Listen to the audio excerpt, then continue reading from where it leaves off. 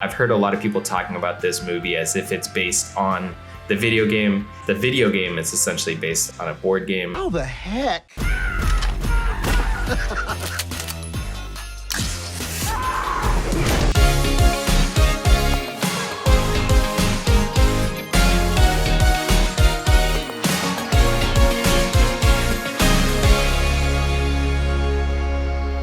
Drive-by movies you're watching.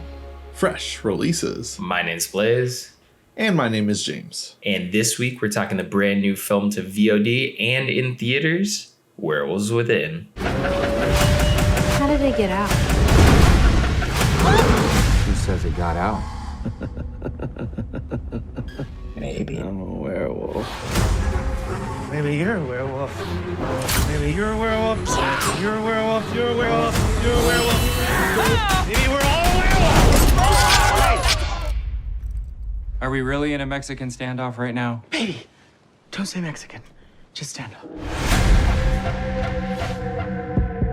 Werewolves Within is the second film directed by Josh Reuben. It is a feature adaptation of the video game where werewolves attack a small town, based on the same name exactly.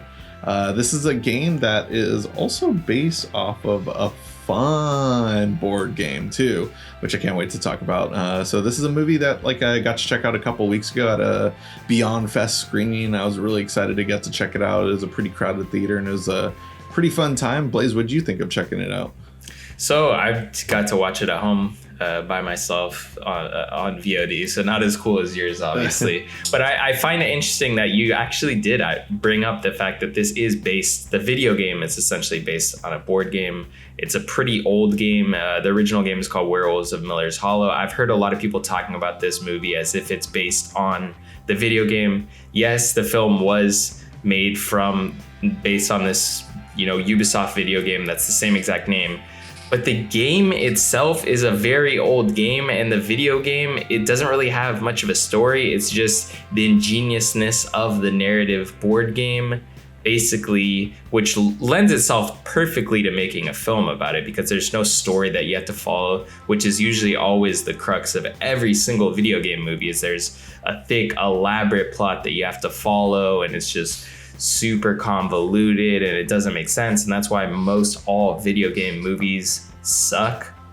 This is not one of those though. This is awesome. This movie honestly blew me away. I just kept thinking, after watching this, I wasn't thinking oh, what kind of video game movies can we do next? I was just thinking what other board games can lend themselves, or just type of social deduction games. I think that's where this shines. Is this movie can especially be popular right now because of the success of social deduction games, especially like Among Us and other games that are really popular right now in the pop culture. Yeah, exactly. That's a great thing because I think a good example that came out earlier was Angry Birds. And no, I'm not saying that that's a great movie and stuff, but how do you make a plot out of a game that has no story whatsoever and stuff? So, that's kind of the case with this movie. Gives you a lot of room to play with, and that's I think what made this movie so fun. Just because it could have been named anything. Honestly, it could have just been heavily inspired within the video game. They could have gave it a whole different name altogether. But keeping that name all together, overall, probably brought in a couple more extra people to check it out and be oh, I do love this video game. Let me check out the movie now. And it's just a fun time overall. It definitely is very self-aware. You can probably get the vibe of that from the trailer even, just because it's definitely more of a comedy, I'd say. Of course, there's a lot of horror elements and there are some gory scenes and it's a lot of fun moments within there too. But I thought what made it the most fun though was just how much it captures just the betrayals and backstabbing there is within the board game, from what I remember, because I'm pretty sure you introduced me to the board game. Well, you're the board game guy that I know of my friend group, so makes sense. But I thought it captured that very well, of just how quickly people who all know each other so well will turn against each other.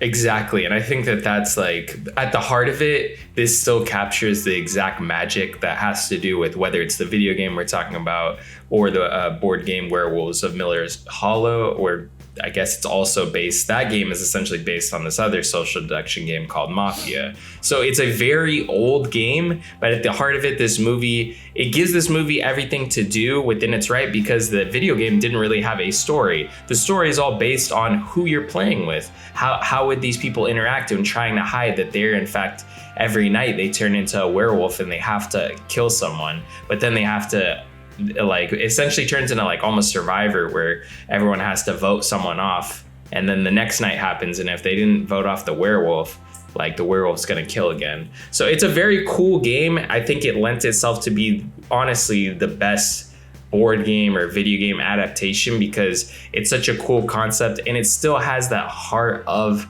the whole social deduction thing. Like, who is the werewolf? Don't really find out in the film till the end. Obviously, no spoilers, but I think that this movie is just, it's honestly was a ton of fun. It's hilarious.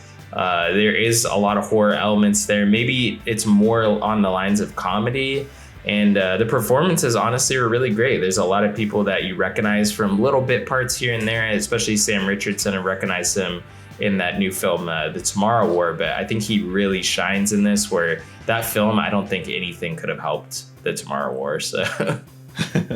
Yeah, like he was a very fun and likable guy just right from the get-go and stuff. Like I was already sold. I kind of like getting the vibe of the movie right from that opening Mr. Rogers quote and stuff, just because like I was like, oh, scary music, where's this going? And then it just like out of nowhere intense music plays that says Mr. Rogers, and like I was just cracking up and stuff, and that ends up being a theme throughout the movie as well too. But yeah, like I really like that. Like it really introduces each character for us as an audience and stuff. It doesn't really play us or treat us dumb. Like we like get enough information about each character and stuff. We know what they're about. It's actually one of the few movies where I was actually able to remember pretty much everyone's name for the most part too. Like because every character has their moment to shine for the most part too. Which is always like very rare within like a lot of horror films, or actually in even just most movies in general too. Like that's always the thing I struggle with most, remember the names of characters. And this was such like a blast with setting up like what the characters were and stuff, and where they were going to end up towards the end of the movie.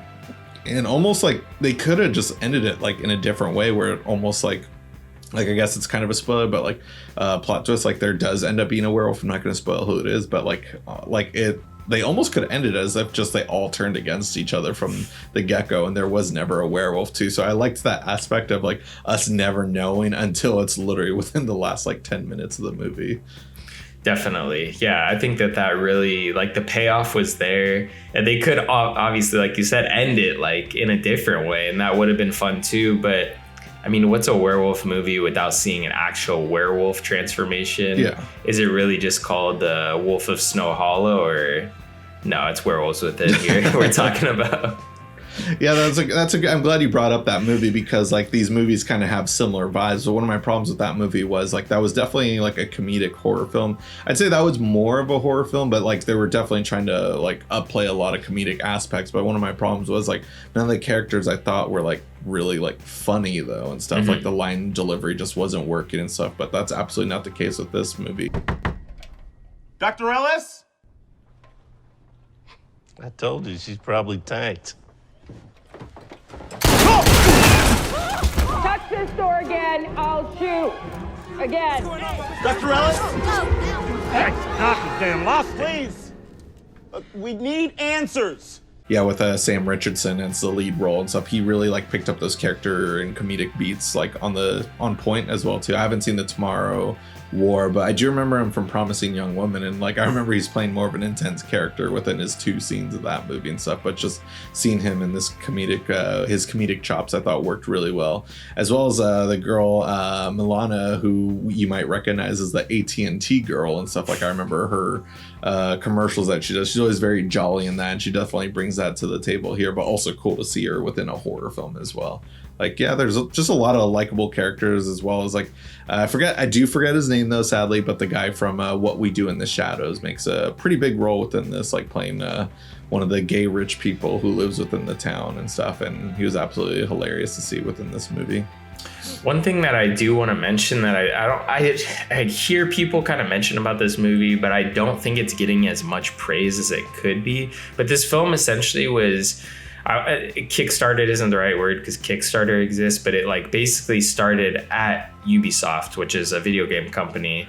They, I guess, have a summit for women in film or also in video games. Essentially, just creative types to kind of explore, and they have the option to take anything from the catalog and explore for their career. Maybe if they wanted to adapt any of their games or anything. So I guess that's kind of where this script came from. The writer of the film, Mishna Wolf, was part of that summit, and kind of looked through the catalog, chose this game, and basically created this kick-ass story that honestly hits on so many levels. But I think one of the things you mentioned, talking about the comedy really working in this film as opposed to other films that have come out recently, that are supposed to be funny but maybe don't always hit or don't even hit like emotionally in a way, like to make you connect with the characters. I felt like this film, we could connect with the characters. The comedy was really there. I think part of that was because I think everyone that worked, like the majority of people that worked on this film are also all like part of either comedy circles or, somewhat engaged into the comedy world. So I think it gave them, kind of an outlet to express their creativity, especially when it comes to comedy. Absolutely, yeah. Just I guess my closing thoughts. Yeah, I just want to say shout out to Josh Reuben, the director of the movie. I know we talked about his first film, Scare Me. That was like one of our earlier fresh releases movie that we checked out last year during quarantine and stuff. But that was a really fun movie. It wasn't like anything that left a huge lasting impression, but he's 2 for 2 for me, but this one's definitely like a lot more up there and stuff. Like I highly recommend this movie. It was such a great time and stuff. If you would like to help support the show, as well as definitely we're recommending to go support the movie, be sure to check it out. You can see it in theaters, or you can watch it through our Amazon affiliate link in our description box below. It's a great way to come support the show and let us know what you thought about the movie by leaving a comment too. And if you guys haven't already, go ahead and smash the like button, hit the subscribe button, and click that notification bell to get all of our latest updates. And if you can't get enough of us here on YouTube, well, guess what? You can check us out on Instagram, Twitter, or TikTok. Be sure to catch all our links down below. Anyways, guys, that'll conclude this week's episode. Tune in next week for a brand new episode of Fresh Releases.